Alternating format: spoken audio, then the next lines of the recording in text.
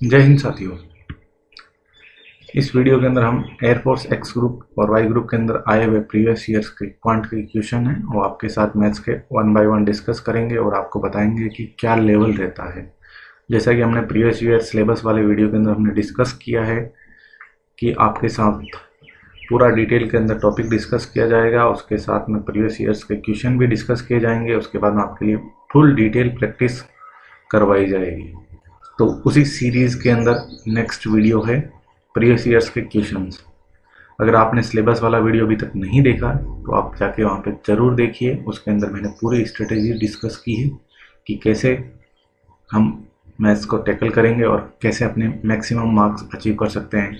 क्योंकि ये वीडियो थोड़ा सा लंबा हो सकता है तो इसके एक दो पार्ट आगे वाले भी ज़रूर देखिए। चलिए शुरू करते हैं। जैसे अभी मैंने सिलेबस वाले वीडियो के अंदर डिस्कस किया है कि परसेंटेज का अहम रोल है, तो पहला ही क्वेश्चन परसेंटेज का है इसके अंदर, तो हम इसको डिस्कस करते हैं आपके साथ। तो क्वेश्चन दे रखा है, एक पुस्तक को 80 रुपये में खरीदा जाता है और 30% लाभ पर बेचा जाता है, तो पुस्तक का विक्रय मूल्य क्या होगा। तो हमें यहाँ पर पता है कि कॉस्ट प्राइस कितनी है, 80 रुपये। 80 रुपये और प्रॉफिट कितना दे रहा है, 30%। वेल, परसेंटेज के वीडियो के अंदर हम डिस्कस किया है कि 30% कैसे निकालते हैं। 30% आप अगर परसेंटेज का वीडियो देख लेते हैं तो उसके बाद में आपको पेन चलाने की ज़रूरत नहीं होगी, आप बिना पेन चलाए आप इसको सोल्व कर सकते हैं।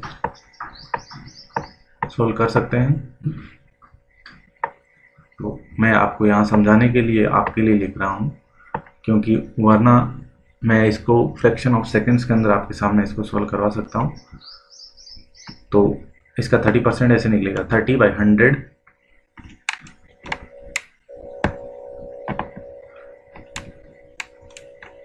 इंटू 80।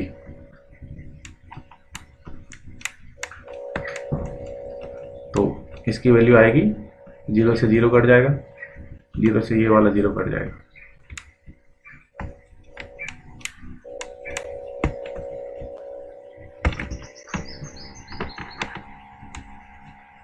तो इसकी वैल्यू आएगी 24।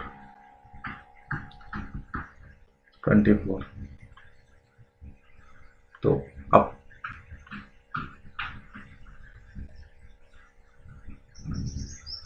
तो इसको 24 को 80 के अंदर जोड़ देंगे तो इसकी वैल्यू आ जाएगी 104। पहला आंसर हो जाएगा इसका करेक्ट। तो अब आपको ये तो था कन्वेंशनल मेथड, इसको आप देखते ही कैसे सोल्व करेंगे। आप जैसे ही आप प्रीवियस वीडियो देखेंगे तो उसके अंदर आपको पता लगेगा कि कैसे इसको फ्रैक्शन में कन्वर्ट करते हैं और कैसे सीधा आंसर निकालते हैं। जैसे 30% दिखते ही आपके दिमाग के अंदर क्लिक होना चाहिए 3/10। जैसे 10% दिखते ही आपको क्लिक होना चाहिए कि 1/10। तो 10 का 3 टाइम्स है तो 3/10। 3/10 को मल्टीप्लाई करोगे पॉइंट, तो इसको 80 से, इसकी कॉस्ट प्राइस ये है 80, तो 80 से मल्टीप्लाई करते ही इसके आंसर आ जाएगा 24। और जैसे उसका पूछा है सेलिंग प्राइस या विक्रय मूल्य, तो उसके अंदर विक्रय मूल्य के अंदर कॉस्ट प्राइस प्लस प्रॉफिट को जोड़ते ही इसकी वैल्यू आ जाएगी 104। तो इस हिसाब से आपके सामने ये पहला वाला क्वेश्चन सोल्व किया मैंने। तो अब डिस्कस करते हैं नेक्स्ट वाला क्वेश्चन।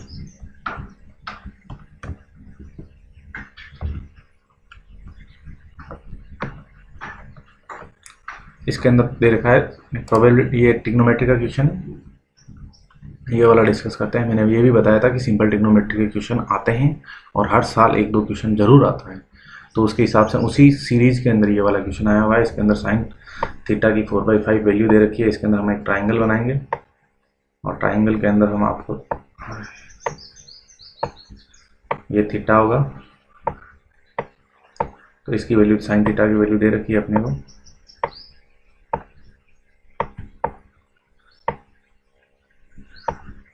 Four by five.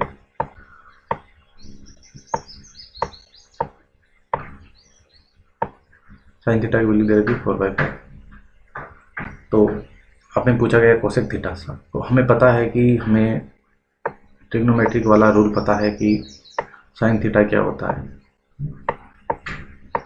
नहीं पता तो मैं आपको डिटेल में बताता हूँ। देखिए साइन थीटा, साइन थीटा क्या होता है कि जैसे आपको ये वाली ट्रिक बचपन में याद करवाई होगी, ये वाली,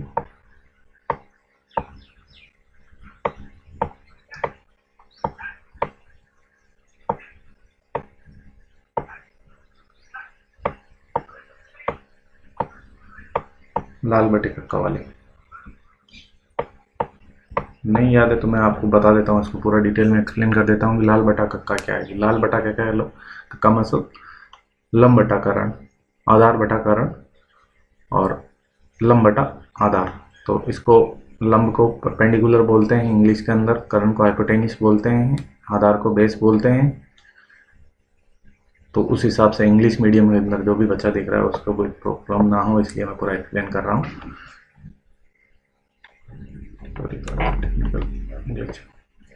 उसके बाद में अब इसके अंदर अपने को वैल्यू दे रखी है लाल बटा कक्का के अंदर। इसके अंदर साइन थीटा होता है लंब बटा करण, साइन थीटा होगा लंब बटा करण। तो साइन थीटा होगा लंब बटा करण।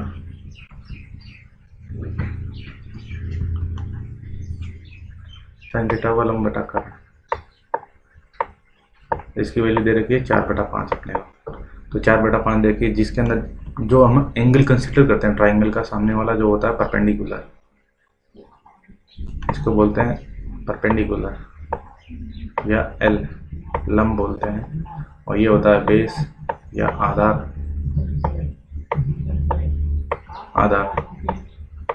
और ये वाला होता है हाइपोटेनियस, होता है करण।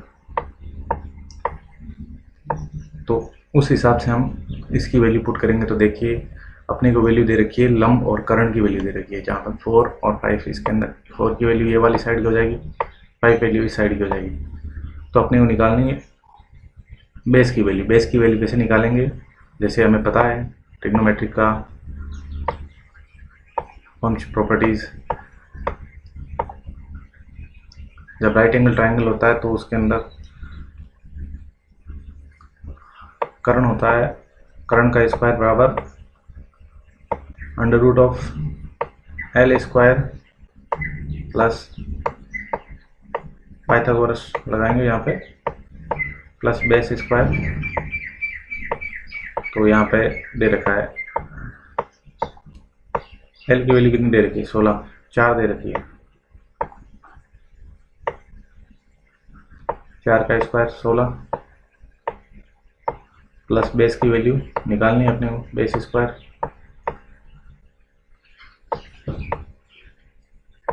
तो इसको सॉल्व करेंगे तो बेस की वैल्यू आ जाएगी अपने 3, बेस की वैल्यू आ जाएगी 3। ये मैं इतना डिटेल के अंदर इसलिए एक्सप्लेन कर रहा हूँ कि क्योंकि आपको कॉन्सेप्ट भी बने इसके साथ में। एक क्वेश्चन सोल्व नहीं कर रहे हैं हम, एक क्वेश्चन को सोल्व करना होता तो मैं फ्रैक्शन ऑफ सेकंड्स के अंदर आपको इसके आंसर बता सकता था, बट आपको कॉन्सेप्ट बने इसके, आपको समझ में आए कैसे क्वेश्चन सोल्व होते हैं, इसलिए मैं इसको डिटेल में एक्सप्लेन कर रहा हूँ। क्योंकि अब इसके अंदर साइन थीटा की 4/5 की जगह कुछ भी वैल्यू देगा तो आप इसको सोल्व करने में सक्षम होंगे। तो जैसे अब कोसेक थीटा पूछा गया, सेक थीटा पूछा गया, सॉरी सेक थीटा क्या होता है? 1/cos थीटा होता है। सेक थीटा होता है क्या? 1/cos theta, 1/cos theta. और cos थीटा होगा आधार बटा करण। तो आधार की वैल्यू क्या दे रखी है इसके अंदर? 3, और करण की वैल्यू दे रखी है 5। तो जैसे ही हम इसको सोल्व करेंगे तो इसकी वैल्यू आ जाएगी, जैसे ही ये 5/3,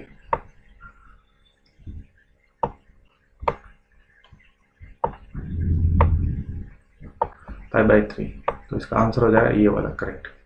तो इस वीडियो में हम 2 क्वेश्चन डिस्कस किए हैं क्योंकि आपको कॉन्सेप्ट भी समझाने थे, और नेक्स्ट वीडियो के अंदर हम कंटिन्यू इसी के कंटिन्यू के अंदर वीडियो के अंदर नेक्स्ट वाले क्वेश्चन डिस्कस करेंगे।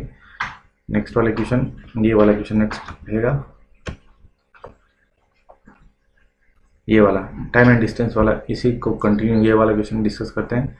इसके अंदर दे रखी है कि एक कार 70 किलोमीटर प्रति घंटे की दूरी तय करती है और 30 किलोमीटर की गति से वापस आ जाती है।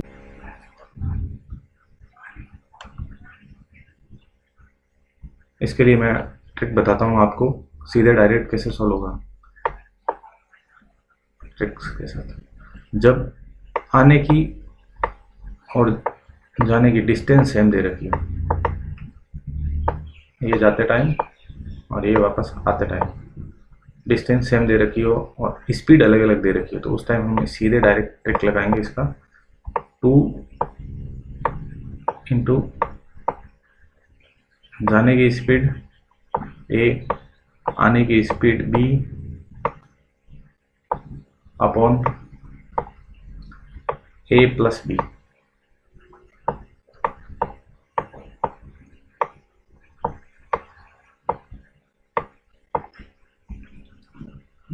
a है यहाँ जाने की स्पीड, b है आने की स्पीड, नीचे दे रखा है टोटल सम आने और जाने दोनों की स्पीड का। तो इसके अंदर आने 2 इंटू आने की स्पीड क्या है, जाने की स्पीड है 70 इंटू आने की स्पीड कितनी है 30 और सम कितना हो जाएगा 70 प्लस 30 100।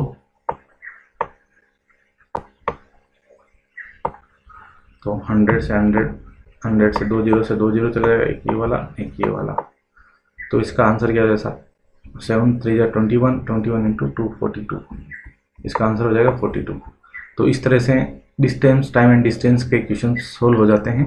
इस क्वेश्चन को आप फ्रैक्शन ऑफ सेकंड से सोल्व कर सकते हैं। जैसे देखते हैं क्वेश्चन, जाने की स्पीड दे रखी है 70 किलोमीटर, आने की दे रखी है 30 किलोमीटर। देखते हैं 2 इंटू 30 इंटू 70, इसको मल्टीप्लाई करेंगे अपॉन 100, 1 0 से 1 0 चला जाएगा, 7 इंटू 3 21 इंटू 242। सीधे आंसर फ्रैक्शन ऑफ सेकंड्स के अंदर सोल्व करोगे। और डिटेल के अंदर हम आने वाले वीडियोस के अंदर इसके पूरे कॉन्सेप्ट डिस्कस करेंगे और 1 बाय 1।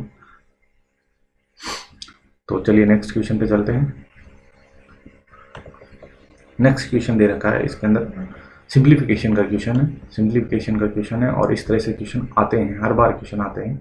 तो इसको सोल्व करने के लिए ज़्यादा कुछ करने की ज़रूरत नहीं है। इसको प्राइम फैक्टर के अंदर हम 180 को तोड़ने की कोशिश करेंगे। 180 के प्राइम फैक्टर क्या होंगे 2 इंटू 3 इंटू 5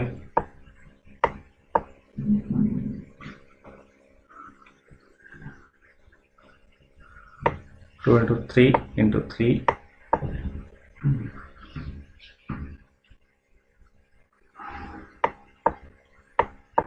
इंटू 2 इंटू 5। इसको फैक्टराइजेशन मेथड से करते हैं, जैसे मैं बता देता हूँ। इसको सॉल्व करने के लिए 180 का प्राइम फैक्टर में कैसे तोड़ेंगे, 180 के अंदर 2 बार डिवाइड करेंगे तो आएगा 90। उसके बाद फिर 2 से डिवाइड करेंगे तो इसका 45। उसके बाद में 5 से डिवाइड करेंगे, 3 से डिवाइड करेंगे, इसके बाद तो आएगा 15 को 3 से डिवाइड करेंगे आएगा 5। तो इस हिसाब से इसके प्राइम फैक्टर होते हैं 2 2 3 3 एंड 5। तो अब देखेंगे कि इसका स्क्वायर रूट लेना है। स्क्वायर रूट के अंदर जो पेयरिंग वाले होते हैं उनमें से एक बाहर हो जाता है। जैसे पेयरिंग में से 2 और 3 बाहर आ जाएगा तो इसका मल्टीप्लिकेशन 6 इंटू रूट 5, इसका आंसर हो जाता है 6 इंटू रूट 5। तो इसका आंसर हो जाएगा 6 इंटू रूट 5। तो इस तरह से क्वेश्चन आते हैं जिसके प्राइम फैक्टर के अंदर या तो इसके अंदर 2 वैल्यू दे देगा या तो ऐसे दे देगा 169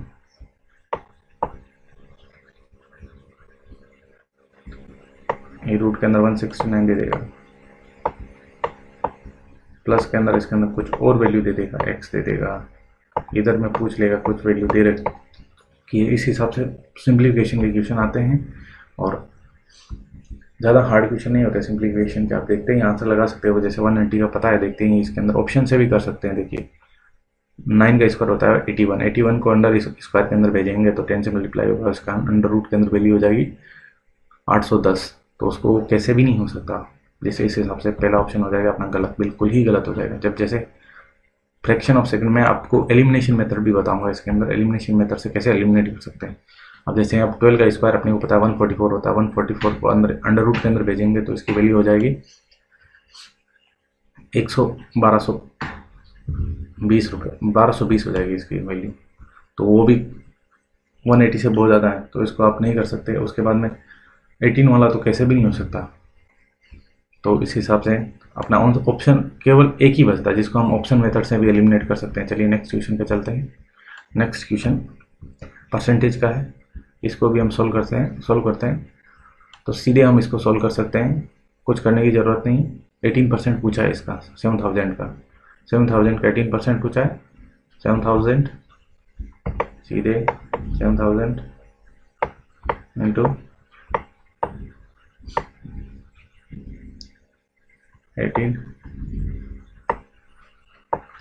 500 सीधे इसकी वैल्यू आ जाएगी सीधे।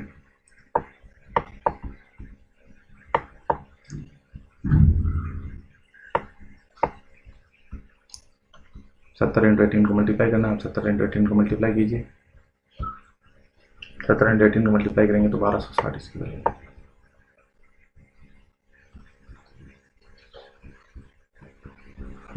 इसकी वैल्यू हो जाएगी। इसके अंदर इसका आंसर हो जाएगा, फर्स्ट आंसर सही हो जाएगा। तो इस हिसाब से परसेंटेज के आसान से क्वेश्चन आते हैं जिसके अंदर परसेंटेज की वैल्यू दे रखी होती है, सीधे डायरेक्ट उसकी वैल्यू निकालना होता है। तो इस हिसाब से ऑप्शन में इसका ए करेक्ट हो जाएगा। चलिए नेक्स्ट क्वेश्चन पे डिस्कस करते हैं। सॉरी सेम क्वेश्चन रिपीट हो गया। अब ये एलसीएम और एचसीएफ का मैंने जब सिलेबस डिस्कस किया तो एलसीएम एचसीएफ का बहुत सारे क्वेश्चन आते हैं, बहुत सारे एलसीएम एंड एचसीएफ के बहुत सारे क्वेश्चन आते हैं। वो मैं एलसीएम और एचसीएफ के चैप्टर में डिटेल के अंदर डिस्कस करूँगा कि कैसे इसके क्वेश्चंस को सॉल्व ट्रिक्सन करते हैं। चलिए आपके साथ में इसके क्वेश्चन को डिस्कस करते हैं कि दो नंबर दे रखे हैं, दो नंबर दे रखे हैं। एक नंबर दे रखा है 9 इंटू 7, एक 9 दे रखा है और एक 7 दे रखा है, एक 9 दे रखा है, एक 7 दे रखा है। तो इसका हम मान लेते हैं नंबर 9 x है और एक 7 x है, जिसका एलसीएम एचसीएफ दे रखा है 8। तो एचसीएफ के अंदर क्या होता है कि मिनिमम कॉमन फैक्टर, एचसीएफ के अंदर क्या होता है मिनिमम कॉमन फैक्टर, वही वाला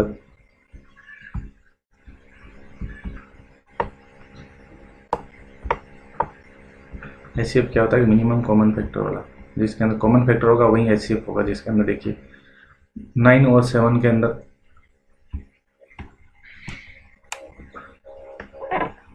इसके अंदर कॉमन x है, x की वैल्यू अपने को निकालनी है। x की वैल्यू इसके अंदर आ जाएगी 8,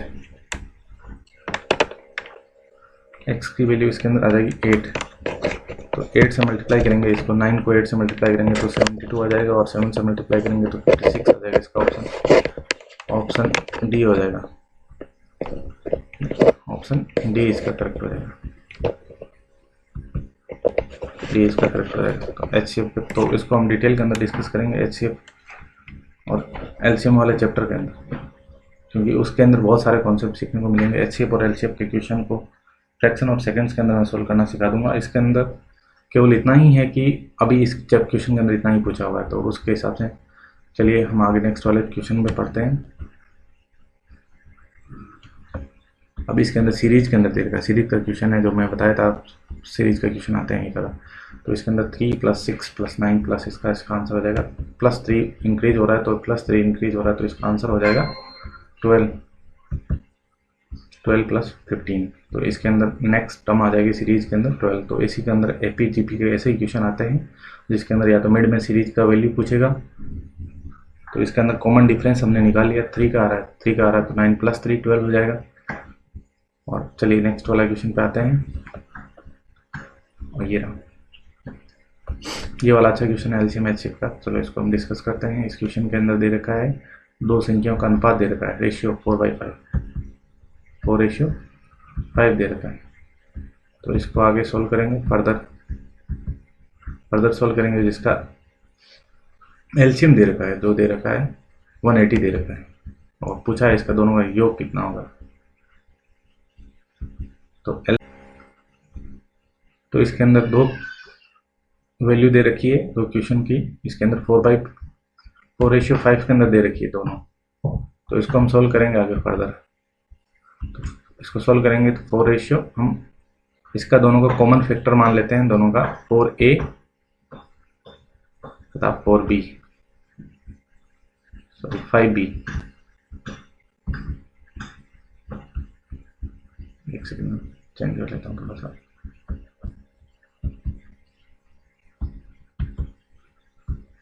इसको एक कॉमन फैक्टर मान लेते हैं जिसके अंदर ये कट हुए हैं रेशियो के अंदर, 4/5 के अंदर आए हैं। तो इसके लिए 4a और तथा 5a दोनों हो जाएंगे 4a 5a। तो इन दोनों का एलसीएम क्या होगा? एलसीएम के अंदर क्या होता है, जब जो कॉमन फैक्टर होता है वो एक आ जाता है और बाकी की वैल्यू एज इट इज आ जाती है। जब 4 इंटू एलसीएम होगा 5 इंटू ए, दोनों में कॉमन है तो कॉमन वाला फैक्टर ए आ जाएगा, कॉमन फैक्टर ए।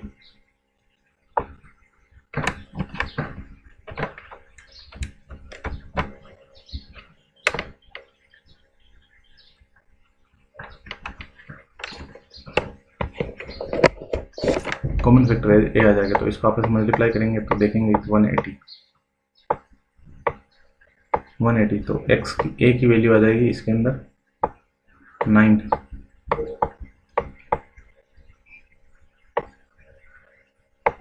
आ जाएगी ए की। तो ए की वैल्यू निकालने के बाद 9 आ जाएगी 9। तो दोनों का सम पूछा गया है, तो दोनों का सम क्या होगा? तो 4a प्लस 5a ये हो जाएगा 9a। यहाँ a की वैल्यू दे रखी है 9, तो हो जाएगा 9 इंटू 9 तो 81 हो जाएगा। तो इसके हिसाब से अपना आंसर हो जाएगा ए। चलिए नेक्स्ट क्वेश्चन पे डिस्कस करते हैं।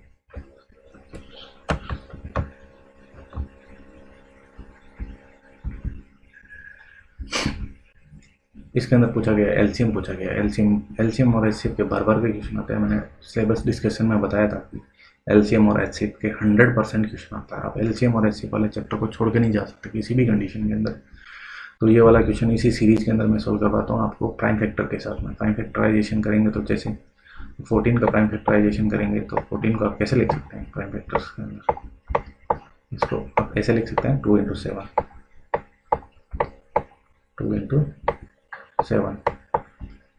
नहीं लिख सकते हैं, इसके अलावा कुछ लिख सकते हैं? नहीं लिख सकते ना। 26 को आप कैसे लिख सकते हैं? 2 इंटू 13, इसके अलावा कुछ लिख सकते हैं? नहीं लिख सकते।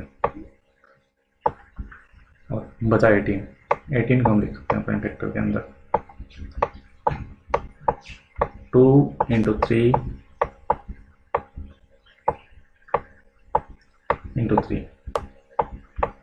इस फॉर्म में लिखेंगे तो 18 हो जाएगा 18। तो अब एलसीएम के अंदर क्या करते हैं, जो कॉमन फैक्टर है वापस में एक बार कॉमन आएंगे, कॉमन फैक्टर है वो एक बार आ जाए, नोट कर लेते हैं। जैसे 2 कॉमन है सर में 2 को लिख लिया। अब नेक्स्ट वाले में 7 किसी में कॉमन नहीं है तो 7 आ जाएगा इसके अंदर। 13 किसी में कॉमन नहीं है तो 13 आ जाएगा एज इट इज। बचा 3 इंटू 3, ये भी किसी में कॉमन नहीं है तो 3 इंटू 3। तो इसको आप सॉल्व करेंगे तो देखेंगे तो इसका आंसर आ जाएगा आपके पास में। देखो 13 7 इंटू 2 14 इंटू 13 14 इंटू 9, ये 14 इंटू 9 14 इंटू 9 इंटू 13 तो इसको मल्टीप्लाई करेंगे आपस में तो इसकी वैल्यू आ जाएगी आपके पास में। तो 9 को मल्टीप्लाई करेंगे तो 126 इंटू 13 से मल्टीप्लाई करिए आपको इसको 13 से मल्टीप्लाई करेंगे तो इसका आंसर आ जाएगा 8 1 कैरी हो जाएगा 6 7 3 और 126 126। इसके आंसर आ जाएगा 8, 6 और 7 को ऐड करेंगे तो आ जाएगा 13, तो इसका आंसर हो जाएगा। और आज इसको ऐड करेंगे तो 1, 6 आ जाएगा, तो इसका आंसर हो जाएगा सी। तो इस हिसाब से आपको आंसर क्वेश्चन सॉल्व करना है। अगर आप कैलकुलेशन में फास्ट है तो मैं आपको 1 बाय 1 स्टेप सॉल्व करके बताया, इसलिए आपको कैलकुलेशन आपकी फास्ट होगी तो आप इसको फ्रैक्शन ऑफ सेकंड्स के अंदर सॉल्व कर सकते हैं। तो हम आगे नेक्स्ट वीडियो के अंदर आपको कैलकुलेशन को फास्ट करने के भी ट्रिक बताएंगे, तो उसके अंदर आप टेंशन लेने की ज़रूरत नहीं है। चलिए, इस क्वेश्चन के अंदर ट्रिग्नोमेट्री का क्वेश्चन है। मैं बताया था कि trigonometry, percentage, LCM, HCF syllabus के अंदर बार बार के क्वेश्चन आते हैं। ये भी एक सेट के क्वेश्चन है जो बार बार पूछे गए हैं और इसी तरह के क्वेश्चन आते हैं। चलिए इसको हम डिस्कस करते हैं। ट्रिग्नोमेट्री वाले क्वेश्चन के अंदर मैं आपके बिल्कुल कॉन्सेप्ट क्लियर करवा दूंगा, इसके अंदर आपको टेंशन लेने की ज़रूरत नहीं। बिल्कुल जीरो से स्टार्ट करेंगे और पूरा हाई लेवल तक इसको सॉल्व करेंगे। साइन थीटा की वैल्यू दे रखी है, साइन थीटा, साइन 30 की वैल्यू अपने पता है। साइन, अगर टेबल, ट्रिग्नोमेट्रिक टेबल याद नहीं है तो कोई बात नहीं, मैं आपको बिल्कुल भी टेंशन लेने की ज़रूरत नहीं, मैं आपको याद करवा दूंगा। उसके अंदर जब चैप्टर सॉल्व करेंगे, साइन 30 की वैल्यू होती है 1/2। और वैसे कोसेक थीटा होता है, साइन थीटा का इनवर्स होता है, साइन थीटा इनवर्स होता है। साइन 45 की वैल्यू 1/√2 होती है और इसकी कोसेक थीटा की वैल्यू तो होगी, कोसेक 45 की वैल्यू हो जाएगी √2, तो इसका एलसीएम आ जाएगा 2। तो इसको कैसे लिखेंगे, 1 इधर 2 का मल्टीप्लाई होगा, ये 2√2, तो इसका आंसर आ जाएगा ये वाला बी। सिंपल क्वेश्चन था, इसके अंदर जस्ट जिसको ट्रिग्नोमेट्रिक फंक्शंस की वैल्यू याद है वो आराम से चुटकियों के अंदर इस क्वेश्चन को उड़ा सकता है। ये वाला परसेंटेज का क्वेश्चन आएगा। मैं परसेंटेज के अंदर मैंने पूरा एक्सप्लेन किया है कि कैसे आप को परसेंटेज के चैप्टर को आप नहीं छोड़ सकते, क्योंकि परसेंटेज के बहुत सारे क्वेश्चन आते हैं। ये वही प्रीवियस ईयर के आए हुए क्वेश्चन हैं, मैं अपने मन से नहीं बनाए हुए हैं। तो इसको सॉल्व करेंगे। 12 का परसेंटेज निकालना, वैल्यू निकालने कितना परसेंटेज है।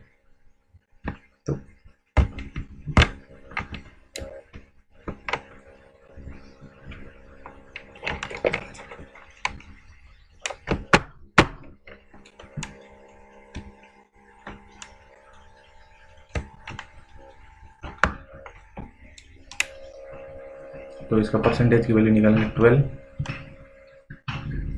परसेंटेज की वैल्यू निकालने के लिए गिवन वैल्यू कितना, 12 डिवाइड लगेगा 48 का, 48, तो ये 4 से कटेगा, 12 से ये 4 टाइम 4 बार कटेगा, तो इसकी वैल्यू आ जाएगी 1/4 का परसेंटेज के अंदर बताया मैंने फ्रैक्शन की वैल्यू कितनी होती है, 25। तो उसके हिसाब से इसका आंसर हो जाएगा 25%। तो चलिए अगला नेक्स्ट वाला क्वेश्चन रोल से डिस्कस करते हैं। ये वाला अच्छा क्वेश्चन है, बिल्कुल अच्छा क्वेश्चन, मैं इसको 100% अच्छा क्वेश्चन मानता हूँ। अच्छा क्वेश्चन है। इसको सोल्व करने के लिए हम क्या करेंगे, साइन 45 की वैल्यू दे, साइन थीटा दे रखा पहली बात तो,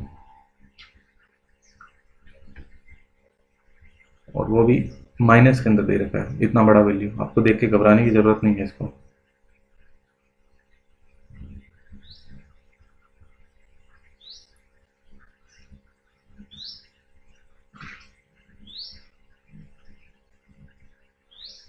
तो इसको आप सोल्व करेंगे के लिए इसके अंदर आप 360 का डिवाइड लगाएंगे।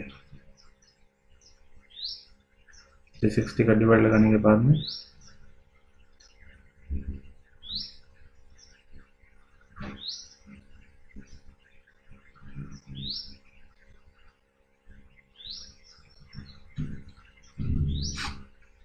डिवाइड लगाएंगे, तो इसके अंदर देखेंगे कि 360 का डिवाइड लगाएंगे, 360 का डिवाइड लगाएंगे तो इसके अंदर वैल्यू बचेगी -30, -30 बचेंगे, तो इसका आंसर आ जाएगा बी।